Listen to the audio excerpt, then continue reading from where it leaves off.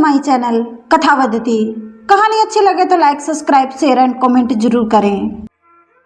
अंधेरी काली रात, एक सुनसान सड़क पर जहां भूले भटके कोई कोई गाड़ी आ रही थी। अचानक मालिनी की गाड़ी ने धोखा दे दिया और मुसीबत यह थी कि उसे गाड़ी चलाने के अलावा उसके बारे में और कुछ नहीं पता था। अब उसे महसूस हो रहा था कि उसे रात के वक्त सफ़र नहीं करना चाहिए था, जहां उसके मोबाइल में सिग्नल नहीं आ रहे थे। वहीं वह किसी गाड़ी को रोकने से भी घबरा रही थी, क्योंकि उसे इस बात का डर था कि कहीं किसी से मदद लेने के चक्कर में वह कोई मुसीबत मोल ना ले ले। तभी एक लंबी गाड़ी उसके पास आकर रुकी। क्या आपकी गाड़ी खराब हो गई है? मालिनी, पता नहीं क्या हुआ है, स्टार्ट ही नहीं हो रही। प्लीज आप देख लेंगे। सॉरी मैडम, मुझे गाड़ी के बारे में कुछ ज़्यादा मालूम नहीं है, लेकिन अगर आप कहें तो मैं आपको कहीं छोड़ सकता हूँ। आप कहाँ जा रही हैं?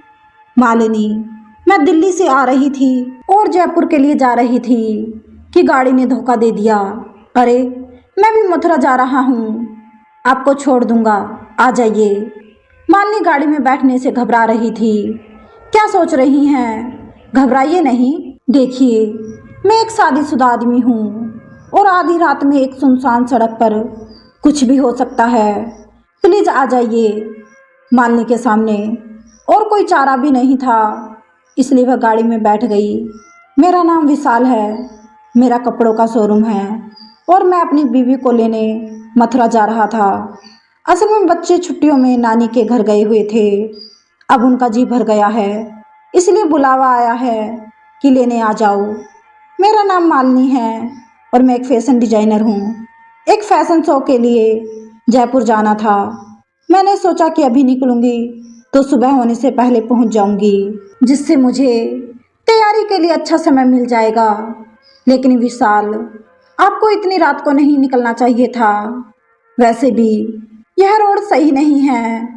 इस रोड पर पिछले कुछ दिनों में कई लोगों की हत्या हुई है, आपने तो सुना ही होगा। मालिनी विशाल की बात सुनकर घबरा गई।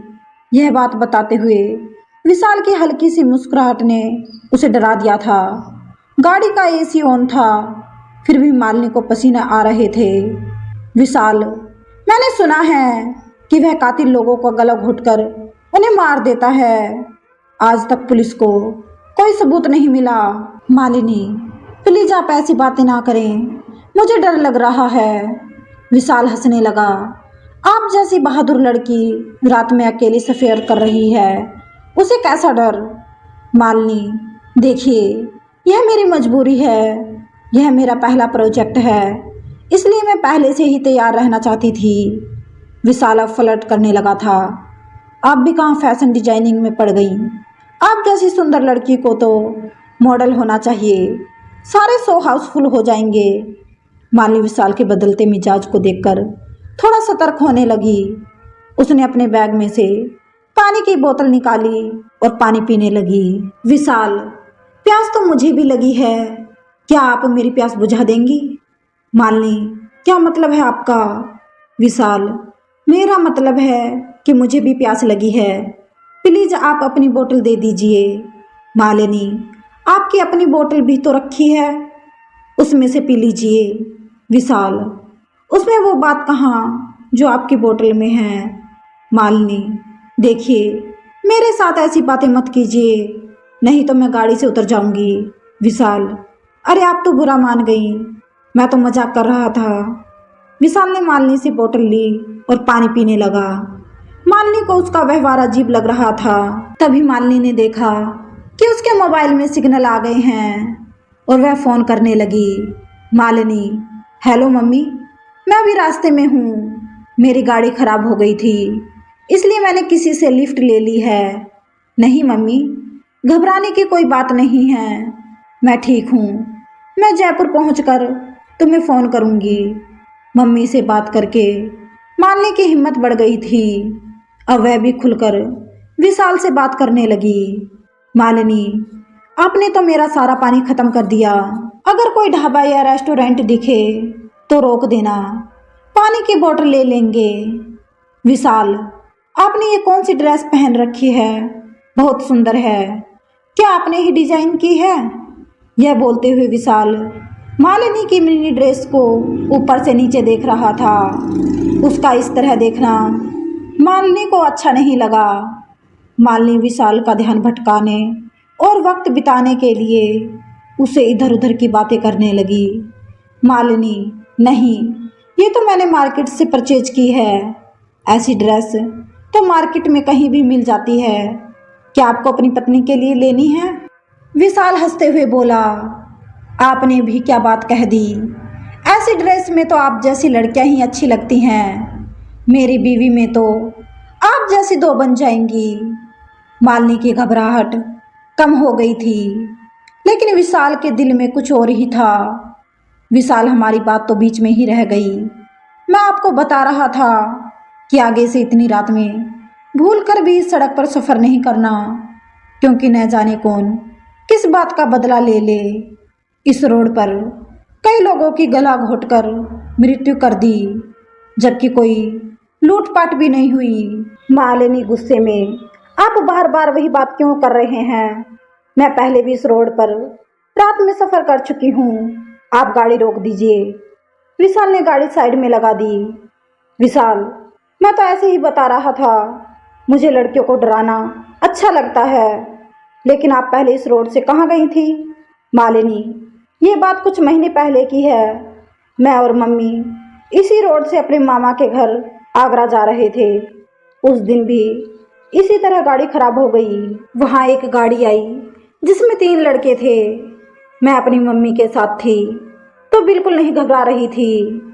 उन्होंने हमें लिफ्ट दी, हम भी गाड़ी में बैठ गए, लेकिन बीच रास्ते में वे लड़के मेरे साथ बदतमीजी करने लगे।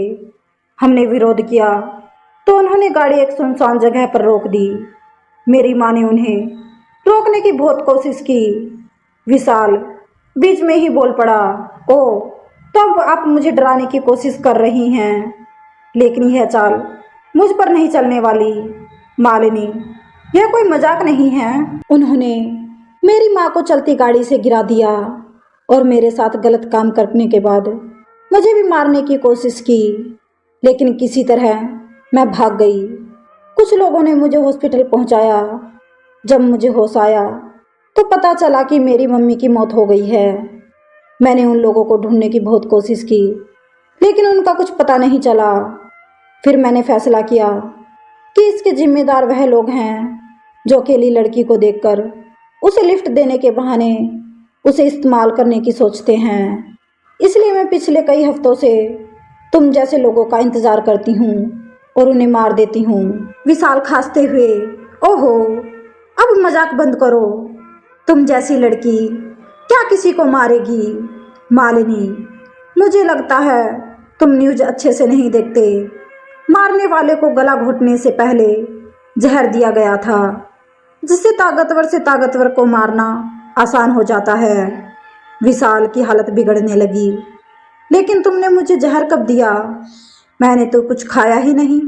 मालिनी जोर से हंसने लगी और बोली, मैंने बोला था ना, अपनी बोतल से पानी पी लो, लेकिन फ्लर्ट करने के चक्कर में तुमने मेरी बात नहीं मानी। विशाल, मेरी हालत बिगड़ रही है, प्लीज मुझे बचा लो। मैं ऐसा आदमी नहीं हूँ। मालिनी, मैं ऐसा आदमी नहीं हूँ। बस अकेली लड़की देखी और हो गई शुरू। क्या तुमने एक बार भी गाड़ी से उतरकर देखा कि मेरी गाड़ी खराब भी है कि नहीं? तुम्हें तो बस मुझे अपनी गाड़ी में बैठाने की जल्दी थी। क्या तुमने ये देखा कि मैं एक शो के लिए जा रही हूँ और मेरे पास एक छोटे से बैग के अलावा कुछ नहीं था?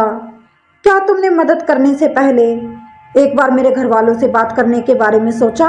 नहीं, क्योंकि तुम तो रंगीन सपनों में खोए हुए थे कि कब मैं मानूं और तुम गाड़ी किसी होटल पर लगाओ। जब तक मैं जिंदा हूँ तुम जैसे लोगों को उनके अंजाम तक पहुंचाती रहूंगी।